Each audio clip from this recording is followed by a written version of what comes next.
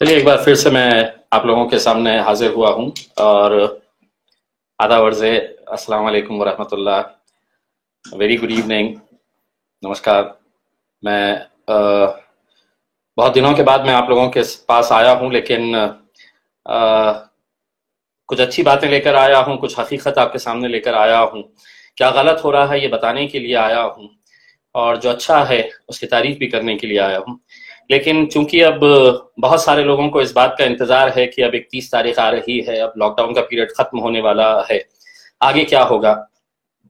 तो एक अच्छी खबर ये है कि बहुत सारे दुकानदार मुझे फोन करते हैं और ये कहते हैं कि साहब हमारा कारोबार कब शुरू होगा, कब हमारी दुकानें शुरू होगी। तो उनके लिए अभी अभी एक नया सर्कुलर जो आज ही के दिन निकला है, उस सर्कुलर के हिसाब से अब ये है कि 29 तारीख के दिन से ये एक्सपेरिमेंट किया जाएगा। अब औरंगाबाद जिले के अंदर इसका इम्प्लीमेंटेशन हम कौन सी तारीख से करते हैं, ये यहाँ के जितने भी अधिकारी है, ये अधिकारी उनके साथ बैठ के उसका इम्प्लीमेंटेशन किस तरह से होगा ये तय करना बाकी है। लेकिन अगर देखा जाए तो जो नया सर्कुलर गवर्नमेंट ऑफ महाराष्ट्र ने निकाला है, उसके तहत अब हर तरह की दुकानों को सुबह 9 बजे से लेके शाम में 5 बजे तक के लिए खोला जा सकता है। यानी कि 9 से 5 हर तरह की दुकान जो है अपना कारोबार आप शुरू कर सकते हैं, लेकिन उसके लिए कुछ कंडीशंस डाली गई है। यानी कि आप ये समझ लीजिएगा कि जो राइट साइड की जो दुकानें हैं, अगर एक तरफ जितनी भी दुकानें हैं, अगर राइट साइड की अगर दुकानें जितनी भी है, तो एक दिन सिर्फ राइट साइड की दुकानें खुलेगी और दूसरे दिन लेफ्ट साइड की दुकानें खुलेगी। जिस दिन राइट साइड की दुकानें खुलेगी तो यानी कि लेफ्ट साइड पूरी तरह से खाली रहेगा, वहां पर आपकी गाड़ियां पार्किंग की जा सकती है, और जो सड़क का बीच का जो रास्ता रहेगा वो सोशल डिस्टेंसिंग के हिसाब से उसका इस्तेमाल किया जा सकता है। गवर्नमेंट ने कुछ कंडीशंस रखा है, दुकानदारों से ये कहा है कि सोशल डिस्टेंसिंग को मेंटेन करने के लिए दुकानों के सामने मार्किंग कर ली जाए कि ग्राहक कितनी दूर के डिस्टेंस के ऊपर खड़े रहना चाहिए। लेकिन मैं समझता हूँ ये एक अच्छा कदम है और सभी लोगों को इंतजार था, क्योंकि बहुत सारे लोग अब इस बात से परेशान थे कि हमारा कारोबार अब जल्द से जल्द शुरू होना चाहिए। तो इस नजरिए से ये सरकार के फैसले का हम स्वागत करते हैं, इस्तकबाल करता हूं मैं कि लेकिन औरंगाबाद के अंदर चूंकि गवर्नमेंट ऑफ महाराष्ट्र ने ये कहा है कि 29 तारीख के दिन से ये लागू किया जा सकता है, लेकिन लोकल एडमिनिस्ट्रेशन इसके ऊपर किस तरह से नजरिया रखते हुए ये 29 तारीख से इम्प्लीमेंटेशन किया जाएगा या 31 तारीख से किया जाएगा, ये यहाँ के जितने भी जिले के जिम्मेदार अधिकारी है, पदाधिकारी है, उन लोगों के साथ बैठकर इसके बारे में फैसला लिया जाएगा। दूसरी बात यह है कि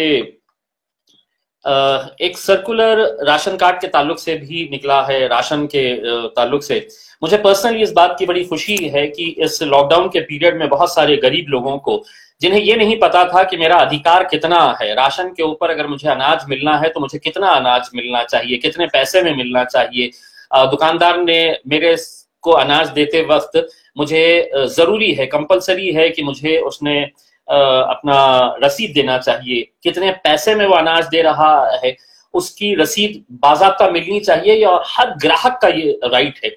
मुझे खुशी इस बात की है कि हमने इस दौरान, मैं जब भी लाइव पे आया हूं फेसबुक के ऊपर, मैंने लोगों को एक जागरूकता निर्माण करने का, एक अवेयरनेस क्रिएट करने का काम किया हूं कि लोगों को अपना अधिकार, अपना हक समझना चाहिए कि आपको इतना अनाज आपके राशन कार्ड के ऊपर मिलना चाहिए, आपको फ्री का जो अनाज है वो फ्री का अनाज आपको, इतना अनाज आपको सरकार की तरफ से दिया जाना चाहिए। तो लोगों के अंदर एक जो जागरूकता आई, तो मैं समझता हूँ बहुत सारे लोगों ने इसका फायदा उठाया है।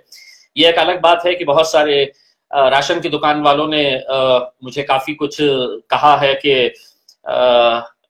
ये ग्राहकों को मैंने जो समझाने का काम किया है, वरना हो ये रहा था कि दुकानदार अपनी मर्जी के हिसाब से काम कर रहा था।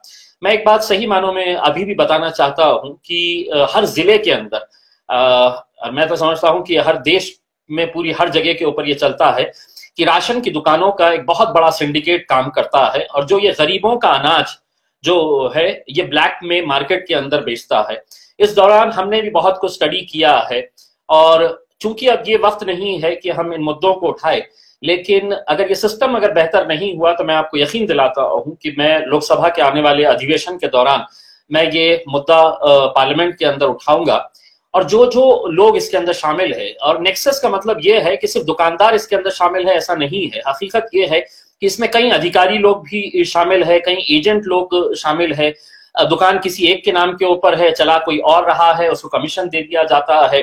बल्कि यहां तक ये है कि इतना बड़ा नेक्सस है कि किस लेवल के ऊपर ये कहां कहां मैनेज किया जाता है, किसको कितना हफ्ता दिया जाता है, ये भी सब जानकारी है। और मैं आप लोगों से भी गुजारिश करना चाहूंगा कि आप लोग भी अपने तौर के ऊपर इसकी जानकारी देते रहिएगा। ऑनलाइन अगर जाएंगे तो ग्राहकों को ये समझना चाहिए कि ऑनलाइन में आपको पता चलता है कि आपको अनाज कितना मिलना चाहिए और आपको कितना दिया जा रहा है। दुकानदार नाराज तो होगा ही, क्योंकि पहली मर्तबा उसके दुकान से सही तरह से अनाज मिल रहा है। अब एक बात जो पिछले 2 महीने से हम लोग चीख चीख कर कह रहे थे कि जिसके पास राशन कार्ड है उसे तो ये अनाज मिल रहा है, लेकिन जिन लोगों के पास राशन कार्ड नहीं है तो क्या वो भूखे मर जाए? उनके लिए कुछ नहीं होना चाहिए। तो आखिरकार सरकार ने ये फैसला लिया है और एक नया नोटिफिकेशन जारी करते हुए सरकार ने ये बताया है कि जिन लोगों के पास 19 तारीख का ये परिपत्रक है, जिसके अंदर लिखा है की कोणत्याही राज्य योजनेमध्ये समाविष्ट नसलेल्या विनासिद्ध पत्रिका धारकांच्या ना मे व जून 2020 या 2 महिन्याच्या कालावधीकरिता मोफत तांदूळ वितरित करण्यात येणार आहे। यानी कि मई और जून में उन लोगों को भी अनाज मिलेगा जिनके पास कोई राशन कार्ड नहीं है या जो कोई भी गवर्नमेंट की स्कीम के अंदर बैठते नहीं है। उन लोगों की लिस्ट तैयार करने का है, उन लोगों की लिस्ट तैयार करके डिस्ट्रिक्ट कलेक्टर ऑफिस में देने का है या म्युनिसिपल कमिश्नर ऑफिस के अंदर देने का है। उसके भी बहुत सारे नियम बनाए गए हैं। सिर्फ अफसोस इस बात का है कि बहुत देर कर दी ये नोटिफिकेशन निकाल कर। अगर ये शायद पहले निकल जाता तो बहुत सारे लोगों का, क्योंकि सरकार भी जानती है कि बहुत सारे ऐसे लोग हैं जो जिनके पास राशन कार्ड नहीं है। तो मैं उन लोगों का शुक्रिया अदा करूंगा, बहुत सारे एनजीओ जिन्होंने इस मौके के ऊपर गरीबों तक खाना पहुंचाने की कोशिश की है, प्रयत्न किया है। वो लोग अगर नहीं होते तो मेरे हिसाब से एक बहुत बड़ी गंभीर समस्या प्रशासन के सामने, सरकार के सामने होती। तो मैं उन तमाम लोगों का शुक्रिया अदा करता हूं। यानी कि अब ये है कि जिन लोगों के पास राशन कार्ड नहीं है उन लोगों की लिस्ट तैयार की जाए, वो लिस्ट तैयार करके डिस्ट्रिक्ट कलेक्टर के पास दिया जाए और प्रति व्यक्ति हर शख्स को जिसके पास राशन कार्ड नहीं है, चाहे वो डेली वेज वर्कर्स हो या माइग्रेंट लेबर हो, उनको प्रति व्यक्ति 5 किलो तांदूळ दिया जाएगा। यानी कि 5 किलो चावल उन लोगों को भी दिए जाएंगे। लेकिन उसका भी एक प्रोसेस है, उस प्रोसेस को फॉलो करते हुए ये राशन उन लोगों को दिया जाना है। तो एक अच्छा फैसला ये भी आया है, मैं इसका भी तहे दिल से शुक्रिया अदा करता हूँ। दूसरा मैं ये बताना चाहता हूं कि पिछले कुछ दिनों से औरंगाबाद के घाटी अस्पताल को लेकर कई सारी लोगों की शिकायतें आ रही थी और कुछ हद तक वो शिकायतें मैं समझता हूं कि सही भी है। एक खराब ये लगता है कि गवर्नमेंट एक तरफ ये कह रही है कि हमारे पास बेहिसाब पैसा है, पैसे की हम कोई कमी नहीं होने देंगे, और यहाँ पर भी डिस्ट्रिक्ट कलेक्टर ने बार बार ये कहा है कि हम पैसे की कमी नहीं होने देंगे। लेकिन क्या वजह है कि आज घाटी अस्पताल के अंदर कोई क्लास 4 एम्प्लॉई वहां पर काम करने के लिए तैयार नहीं है, कोई साफ सफाई करने के लिए तैयार नहीं है। और मैं एक खासदार होने की हैसियत से पूरी जिम्मेदारी के साथ ये कहता हूं कि अगर सिविल हॉस्पिटल के अंदर अगर क्लास 4 एम्प्लॉइज अपॉइंट किए जाते हैं इसी पीरियड के दौरान, तो क्या वजह है कि घाटी अस्पताल के अंदर ये अपॉइंटमेंट नहीं होता है? उसकी वजह यह है कि घाटी अस्पताल के अंदर जितने भी टेंडर्स निकले जाते हैं वो टेंडर किसको जाना चाहिए, किस ठेकेदार को जाना चाहिए, किस नेता के कौन से खरीद के ठेकेदार को जाना चाहिए, इसी मामलों की वजह से ये मामला अड़चन में आ पड़ता है। और ये हकीकत है, मैं बड़ी जिम्मेदारी के साथ मैं खासदार होने की हैसियत से कह रहा हूं कि घाटी के अंदर जब भी इस तरह का मामला आता है, चाहे वो बिल्डिंग बनाने का मामला हो, कोई इक्विपमेंट खरीदने का मामला हो, मेडिसिन खरीदने का हो या लोगों को अपॉइंट करने का मामला हो, इसके अंदर ठेकेदारी किसको मिलनी चाहिए, उसकी वजह से ये काम इतना देरी से होता है। और क्यों नहीं ये अपॉइंट किया जा रहा है जल्द से जल्द, जबकि वहां के डॉक्टर्स, वहां के नर्सेस मुझसे पर्सनली ये कहते हैं कि सर हम कब तक ये काम करेंगे। मैं उन तमाम डॉक्टर्स का शुक्रिया अदा करता हूं जो दिन और रात मेहनत कर रहे हैं, और मेहनत करने के बावजूद भी आज उन्हें जिस तरह का सेटिस्फैक्शन मिलना चाहिए वो इसलिए नहीं मिल रहा है कि डॉक्टर अपनी मेहनत बखूबी कर रहा है, लेकिन जिस प्रशासन की ये जिम्मेदारी है वो प्रशासन अपनी जिम्मेदारी बखूबी निभा नहीं रहा है। इस वजह से आज लोगों का गुस्सा डॉक्टरों के ऊपर फूट रहा है, नर्सेस के ऊपर फूट रहा है, वहां पर तैनात सिक्योरिटी फोर्सेस के ऊपर या सिक्योरिटी के ऊपर काम करने वाले लोगों के ऊपर फूट रहा है। एक उदाहरण के तौर के ऊपर आज मैं घाटी अस्पताल गया था, मेडिसिन वार्ड, जहां पर पूरे कोरोना के पेशेंट है। वहां पर संजय नगर का एक पेशेंट था, मेरे ख्याल से दाभाड़े नाम का, वो लड़का जिसके पिताजी का देहांत हो गया, कल शाम 6 बजे उनका देहांत हुआ, संजय नगर का रहने वाला है, और आज शाम 6 बजे तक उनकी बॉडी नहीं दी गई है। अब स्वाभाविक है कि उसके घर वालों के ऊपर क्या बीत रही होगी कि 24 घंटे तक हमारे को ये नहीं मिल रहा है। ऐसे बहुत सारे केसेस है कि जहां पर सिर्फ एक प्रोसीजरल डिले जिसे हम कहते हैं कि कागजी खाना पूर्ति के वजह से बताया यह गया है कि साहब नहीं, उसका मेडिकल जो कोविड का टेस्ट आना था वो कोविड का टेस्ट बराबर से नहीं आया है, दोबारा लेना है। अरे उसके पिताजी मर चुके हैं, अब उन्हें अंतिम संस्कार के लिए आप इज्जत से उनकी बॉडी दे दीजिएगा ताकि वो परिवार वाले कम से कम अपने घर वालों का अंतिम संस्कार कर सके। या कोई ऐसे लोग जिनकी जैसा आज आसिफिया कॉलोनी के अंदर 2 मौतें हुई, वो उनके लिए भी यही है। दिक्कत कहाँ आ रही है, कोई अगर मर जाता है तो वहां पे उसके रिश्तेदार को कॉर्पोरेशन जाना पड़ता है मेडिकल सर्टिफिकेट लाने के लिए। क्या प्रशासन को इतना समझ में नहीं आ रहा है कि इतनी सारी मौतें हो रही है तो उनके परिवार वालों को इतना घुमाया फिराया क्यों जा रहा है? क्या एक क्लर्क महानगर पालिका का घाटी अस्पताल के अंदर नहीं बैठ सकता है रजिस्टर लेके और वहीं का वहीं डेथ सर्टिफिकेट इश्यू कर ले? या कम से कम हम टेक्नोलॉजी की बात करते हैं तो ऑनलाइन प्रोसेस के जरिए 10 मिनट के अंदर मेडिकल सर्टिफिकेट आ जाना चाहिए। मेडिकल सर्टिफिकेट नहीं मिल रहा है तो डिले हो जा रहा है। कई ऐसे केसेस है कि जहां पर नॉर्मल डेथ हुआ है तो एमएलसी रजिस्टर हो जाती है घाटी के अंदर, तो उसके लिए पुलिस स्टेशन को इन्फॉर्म करना पड़ता है। अब जब पुलिस स्टेशन को इन्फॉर्म करते हैं तो वहां से पुलिस वाले आने के लिए बड़ा टाइम लगा देते हैं। जैसा कुछ दिन पहले मुझे एक पेशेंट का फोन आया कि सर मेरे पिताजी की डेथ हो गई है, मेरे वालिद साहब का इंतकाल हो गया है और मैं यहाँ से सुबह से बैठा हूँ और मोर्चरी वाले कहते हैं जब तक पुलिस वाले नहीं आएंगे तो हम नहीं कर सकते हैं। तो पुलिस वालों को मैंने फोन किया तो पुलिस वाले निकल के आए। 2 दिन पहले एंड्योरेंस कंपनी के एक एम्प्लॉय का देहांत हो गया, वहां पे पुलिस स्टेशन में जाके बैठे तो पुलिस स्टेशन वाले पुलिस वाले नहीं आ रहे थे। फिर मैंने फोन करके उनको बोला कि साहब आप जल्दी पहुंचिए। तो ये जो प्रोसीजरल डिलेज जो है ये मेरे हिसाब से ये कम किए जा सकते हैं, क्योंकि एक तरफ हम ये भी समझते हैं कि पुलिस डिपार्टमेंट हो, मेडिकल डिपार्टमेंट हो, ये बहुत स्ट्रेस्ड आउट हो गया है, लेकिन दूसरी तरफ ये बात भी सही है कि जो लोग जिनके घर में डेथ हुई है वो लोगों के बारे में भी सोचना चाहिए कि उनकी मानसिकता क्या है, उनके अंदर जो डर का एक भाव है वो भाव को देखते हुए उनकी फीलिंग्स को भी समझना चाहिए। और मेरे हिसाब से ये कोई बहुत बड़ा काम नहीं है। अगर म्युनिसिपल कमिश्नर ने चाहा तो कल का कल एक क्लर्क को बिठा के महाघाटी के अंदर बिठा दें कि डेथ सर्टिफिकेट वहीं का वहीं इशू कर दीजिएगा। आप पुलिस स्टेशन से पुलिस आने की जरूरत ही नहीं है, एक सेपरेट पुलिस टीम बना दी जाए और वहां पर जिसका भी पंचनामा करना है वो पंचनामा कर दे और कंसर्न पुलिस स्टेशन को आप रिपोर्ट अपनी भेज दे। तो ये जो प्रोसीजरल डिलेज है ये क्यों नहीं एड्रेस किए जा रहे हैं, ये यहाँ के इंचार्ज लोग ही बता सकते हैं। मैंने अपना सुझाव तो इस बारे में रख ही दिया है। दूसरा ये है कि जल्द से जल्द मैं चाहूंगा कि एम्प्लॉइज का रिक्रूटमेंट कर लिया जाए। एक बात यह है कि अभी अभी पता चला है कि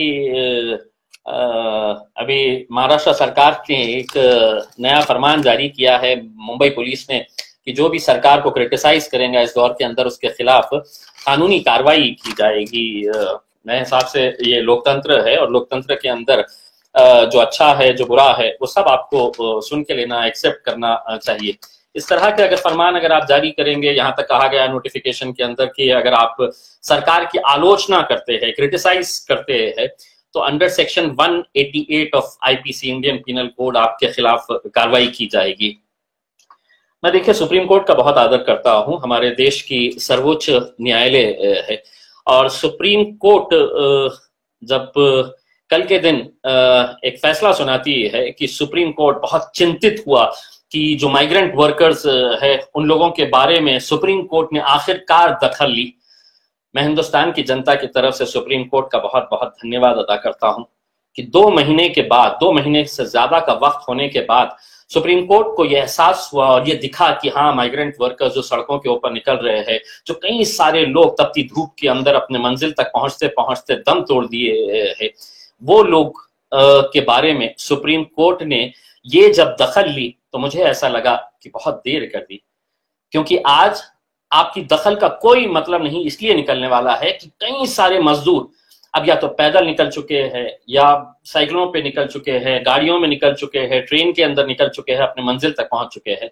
लेकिन अगर यही बात अगर आप 1 महीना पहले अगर कर दिए होते तो यकीनन जिस उच्च न्यायालय के ऊपर हमें इतना गर्व है, इतना अभिमान है, और एक सुप्रीम कोर्ट मतलब इस देश का सर्वोच्च न्यायालय इन लोगों की पीड़ा को समझ रहा है।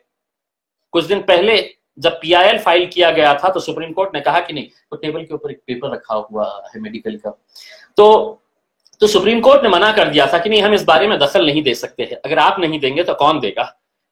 इस मुल्क के वजीर आजम तो कुछ कहेंगे नहीं, तो हमारी उम्मीद सिर्फ सरकार के ऊपर थी। दोस्तों, मैं एक बात हमेशा से ये कहता आ रहा हूं कि अगर आज हमारे पास औरंगाबाद के अंदर अगर अच्छे अस्पताल होते तो शायद हमारी इतनी बुरी दशा नहीं होती, इतनी हमें तकलीफों का सामना नहीं करना पड़ता। मुझे अफसोस इस बात का है कि जब भी मैंने अच्छे अस्पतालों के लिए आवाज उठाई तो मेरे ऊपर आलोचना ये की गई कि नहीं, मैं देखिए किसी के स्मारक का विरोध कर रहा हूँ, किसी महान पुरुष का विरोध कर रहा हूँ। मेरा मकसद बिल्कुल ऐसा नहीं था, या मैं ये जानता था कि कोरोना वायरस कभी आएगा, लेकिन मुझे मालूम था कि हमारे पास मेडिकल सिस्टम कितना खराब है, और वो मेडिकल सिस्टम को अगर हमको बेहतर बनाना था तो हमारे पास मेडिकल सर्विसेज बहुत अच्छी सक्षम होने की जरूरत थी। मैंने 2013 का एक प्रपोजल है औरंगाबाद के अंदर 200 बेड का हॉस्पिटल बनाने का, वुमेन एंड चाइल्ड हॉस्पिटल। इसके लिए जरा सी जमीन हमें नहीं मिल रही थी, और कितनी जमीन, तो 7 एकड़ जमीन महज चाहिए था, वो जमीन नहीं मिल रही थी। मैंने लगातार विधानसभा के अंदर ये उठाया, और सिर्फ मैं बोल रहा हूं ऐसा नहीं है, आप मेरे YouTube के ऊपर जाके देख सकते हैं कि मैंने विधानसभा के अंदर कितने बार इन मुद्दों को उठाया। आखिरकार जब सरकार के ऊपर जरा सा भी इसका असर नहीं हुआ तो मैंने मुंबई हाईकोर्ट के औरंगाबाद बेंच के अंदर पब्लिक इंटरेस्ट लिटिगेशन डाला कि यहां पर 200 बेड का हॉस्पिटल। अदालत ने उसकी दखल ली, उसके नोटिस दिए गए। लेकिन दोस्तों देखिएगा कि सरकार की प्रायोरिटीज क्या होती है, आप समझने की कोशिश करिएगा कि औरंगाबाद के अंदर शिवसेना की सरकार है, महाराष्ट्र में शिवसेना का महानगर पालिका और भारतीय जनता पार्टी का महानगर पालिका के ऊपर पिछले 25-30 सालों से कब्जा है। मैं राजनीति नहीं कर रहा हूं, लेकिन ये अस्पताल अगर बनेगा तो किसी एक जाति, एक धर्म या एक मजहब के लिए नहीं बनेगा, इंसानियत के लिए बनेगा।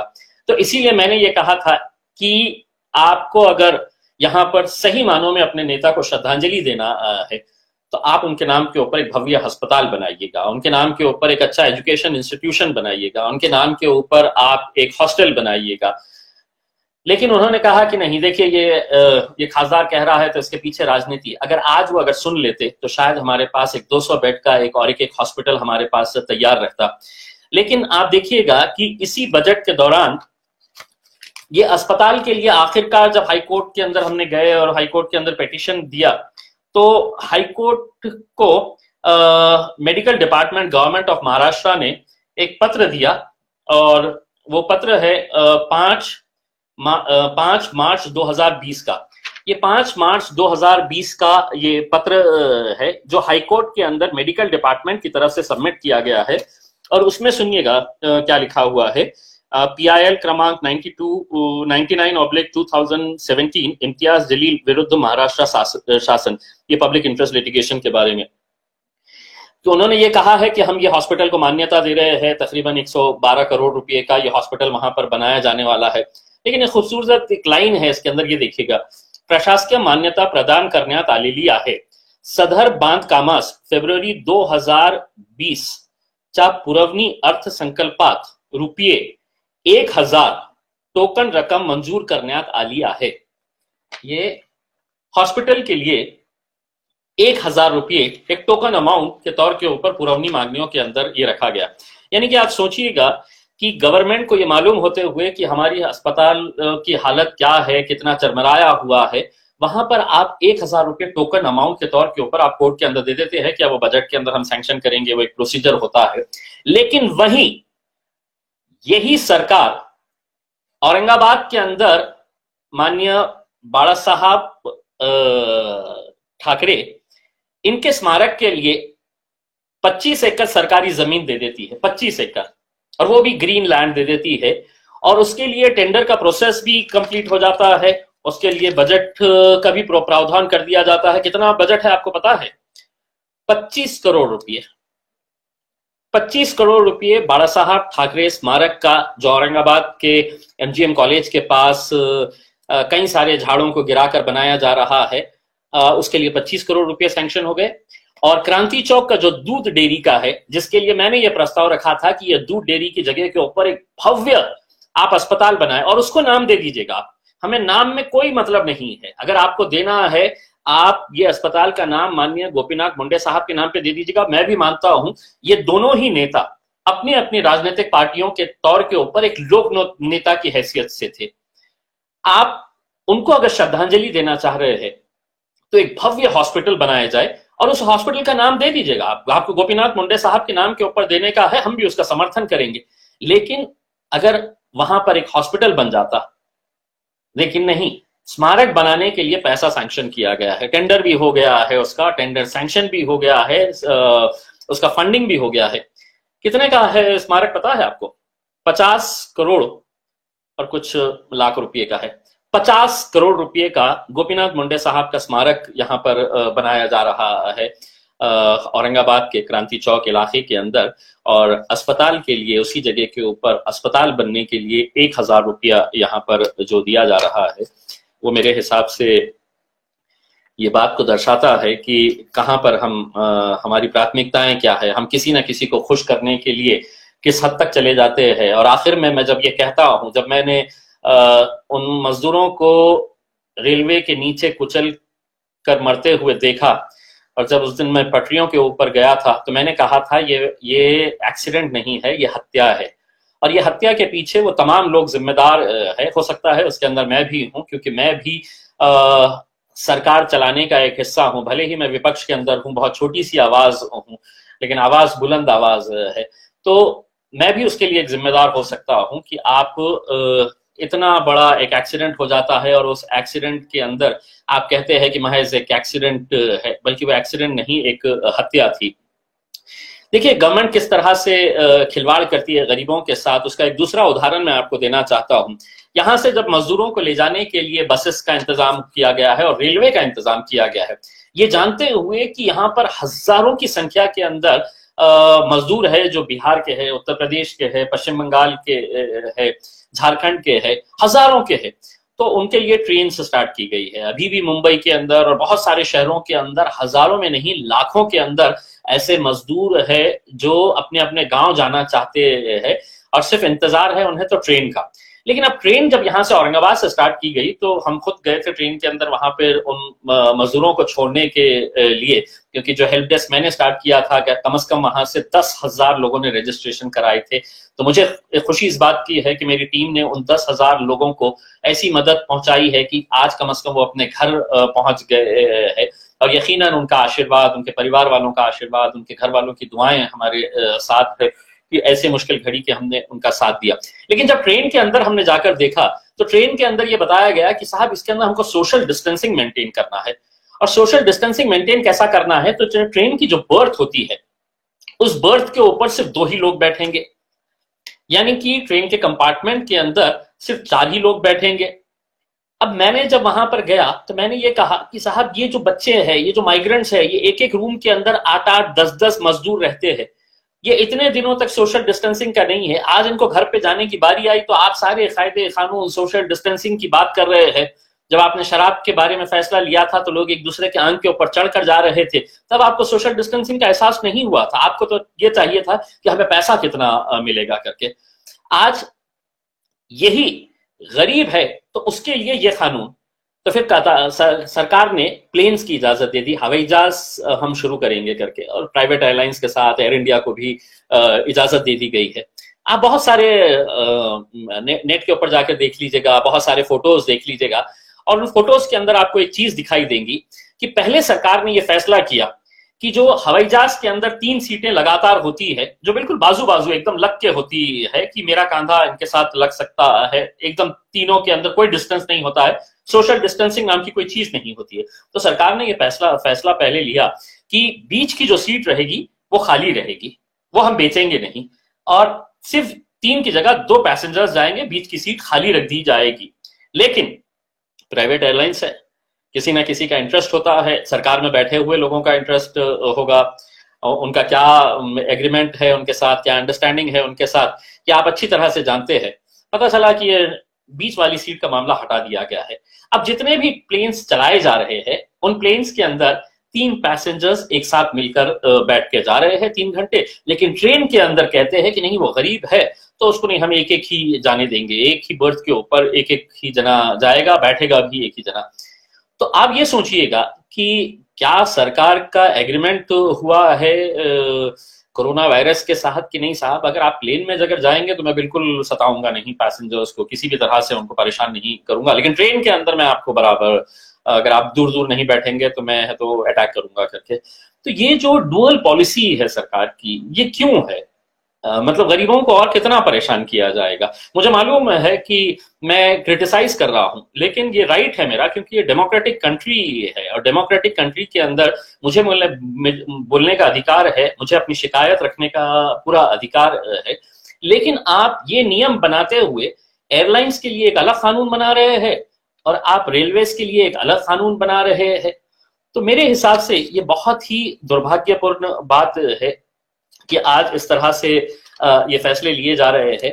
मैं सिर्फ इतना उम्मीद करूंगा कि अब हम 31 तारीख के दिन करीब आ रहे हैं, बहुत उम्मीद है, और कि हम लोग ने बहुत अच्छे तरीके से इसको हैंडल किया है।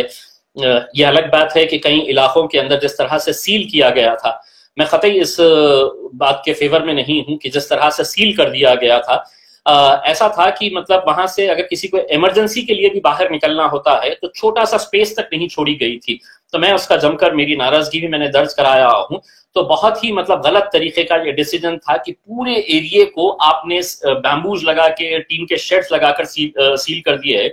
अगर किसी को इमरजेंसी के लिए भी अगर बाहर जाना है तो वो बाहर नहीं आ सकता था, क्योंकि आपने इस तरह का, अगर किसी लेडीज को अगर किसी जरूरत काम से या किसी दूसरे हॉस्पिटल में जाने के लिए भी अगर रहता तो उनके लिए ये पॉसिबल नहीं था। तो मेरे हिसाब से ये जिस किसी ने भी फैसला किया है, बहुत ही गलत फैसला था। इससे लोगों के अंदर नाराजगी बड़ी बड़ी है, लेकिन उसके बावजूद भी लोगों ने पूरी तरह से कॉपरेट किया है, इसीलिए मैं लोगों का तहे दिल से शुक्रिया अदा करता हूं। मैं घाटी अस्पताल के तमाम डॉक्टर से यही कहना चाहूंगा कि आप लोग बहुत मुश्किल घड़ी के अंदर काम कर रहे हैं, लेकिन एक बात मैं कहना चाहता हूं कि गवर्नमेंट पैसा बहुत देती है, लेकिन अल्टीमेटली अगर उस पैसे का सही मानों में अगर इस्तेमाल नहीं होता है तो आप लोगों को उसका टारगेट बनाया जाता है। पब्लिक समझती है कि देखिए ये डॉक्टर्स हमारा साथ नहीं दे रहे हैं। इसीलिए जब कोरोना वायरस खत्म हो जाएगा तो मैं इंडियन मेडिकल एसोसिएशन से ये कहूंगा कि गवर्नमेंट हॉस्पिटल्स या गवर्नमेंट के डॉक्टर्स जितने भी है, ये सब यूनाइटेड खड़े रहिएगा, अपनी आवाज उठाइएगा, अपनी आवाज बुलंद करिएगा, और सरकार से ये कहिएगा कि हमको ये फैसिलिटीज चाहिए। अगर ये फैसिलिटी अगर नहीं प्रोवाइड की गई तो आगे हम काम करेंगे या नहीं करेंगे। ये कोरोना वायरस के बाद आप लोगों को एक फर्म स्टैंड लेना पड़ेगा, वरना होगा ये कि आपकी खामोशी आप लोगों को कहीं पब्लिक के गुस्से का सामना करने पर ना मजबूर कर दे। तो इसीलिए डॉक्टर्स को, मेडिकल स्टाफ को, तमाम गवर्नमेंट हॉस्पिटल्स की टीम को मैं रिक्वेस्ट करना चाहूंगा कि आप लोगों को एक फर्म स्टैंड लेना पड़ेगा कि हमारे को ये फैसिलिटीज देना। आज हकीकत ये है कि इतना पैसा अगर आ रहा है तो पीपीई किट्स क्यों नहीं एबंडेंट है, जो सेफ्टी गेयर्स जो चाहिए है वो क्यों नहीं है? क्या वजह है कि क्लास 4 एम्प्लॉइज को आप अपॉइंट नहीं कर पा रहे हैं? हर बार ठेकेदारी ठेकेदारी ठेकेदारी के अंदर कितना वक्त, कितनी जाने जा रही है। तो इसके ताल्लुक से जल्द फैसला ले। मेरे ताल्लुक से मैं ये कहना चाहूंगा कि हम लोगों ने अपने तौर के ऊपर बहुत सारी कोशिशें की है, बहुत सारे एनजीओज के साथ, हमारा भी दुआ फाउंडेशन के नाम से हमारा भी हम लोग काम करते आ रहे हैं। अभी हमने, चूंकि अब रमजान खत्म हो गया है, तो हमने कम्युनिटी किचन एक तैयार किए है, जो सेंट्रलाइज्ड किचन है पाकिजा फंक्शन हॉल के अंदर, और वहां पे हम लोग खाना बना के अब हर गरीब बस्ती के अंदर भेजने की हमारी जितनी हैसियत है उसके हिसाब से हम लोग भेज रहे हैं। बहुत सारे लोग उसके अंदर, हम चाहेंगे कि आप भी जुड़े, आप भी इस नेक काम के अंदर ये करें। कुछ लोगों की एक आदत होती है कि सोशल मीडिया के उस दौर के अंदर है कि जिस इंसान का अपने घर के अंदर कोई सुनता नहीं है वो देश को भी ज्ञान बांटने के लिए निकलता है। और कुछ लोगों की आदत है कि ये क्या कर रहा है, इसने अभी तक क्या किया, वो उसने अभी तक क्यों नहीं दिख रहा है करके। ये वो लोग हैं जो जिंदगी में खुद तो कुछ नहीं करेंगे, इनका काम सिर्फ यही है कि इसके ऊपर उंगली उठाना, इसके ऊपर कुछ इल्जाम लगा देने का। तो ऐसे लोगों को बहुत ज्यादा इनके तवज्जो देने की जरूरत नहीं है। जैसा कुछ दिन पहले मैंने देखा था कि एक सब्जी वाले साहब ने मेरे सब्जी फेंक कर कहा कि इम्तियाज जलील क्या कर रहे हैं करके। अगर मैं हकीकत बताऊं आपको तो आप भी हैरान हो जाएंगे कि ये पूरा स्टेज मैनेज था। किसी एक राजनीतिक पार्टी के नेता के जरिए इन्हें 2,000 रुपये दिया गया था कि ये सब्जी फेंके, क्योंकि जब वो फेंक रहे थे तो कैमरा पहले से ही ऑलरेडी ऑन था। तो ये सब चीजें जो है ये घटिया सोच का नतीजा है। मैं समझता हूँ कि लोगों ने ऐसी सोच से परे रहना चाहिए। मुझे कोई फर्क नहीं पड़ता है, ऐसे बहुत सारे लोग हैं जो दिन में फोन करते हैं और इस तरीके से बात करते हैं कि वो चाहते हैं इस उम्मीद से कि मैं कुछ तो भी उल्टा उन्हें जवाब दूं और वो रिकॉर्ड करे और फिर उसको वायरल करे कि देखिए खासदार किस तरह से ये कर रहा है। तो रोज ऐसे लोगों के फोन आते हैं जो इस उम्मीद के ऊपर रहते हैं कि खासदार ने कुछ ना कुछ तो भी गलत बोलना चाहिए। अब वो सब्जी तरकारी वाले का आप खुद जानते हैं कि 2-3 घंटे के अंदर लोगों को ऐसा लगा कि अरे कितना अच्छा अपने पास मटेरियल मिल गया है, देखो खासदार क्या कर रहा है। खासदार क्या कर रहा है ये खासदार जानता है और उसका रब जानता है। तुम्हारे जैसे लोगों की ना तो मैं परवाह करता हूँ ना फिक्र करता हूँ।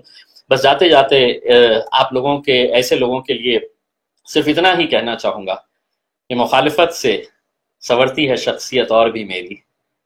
जो लोगों को मुखालिफत का मतलब नहीं मालूम है, विरोध से, मुखालिफत से संवरती है शख्सियत और भी मेरी।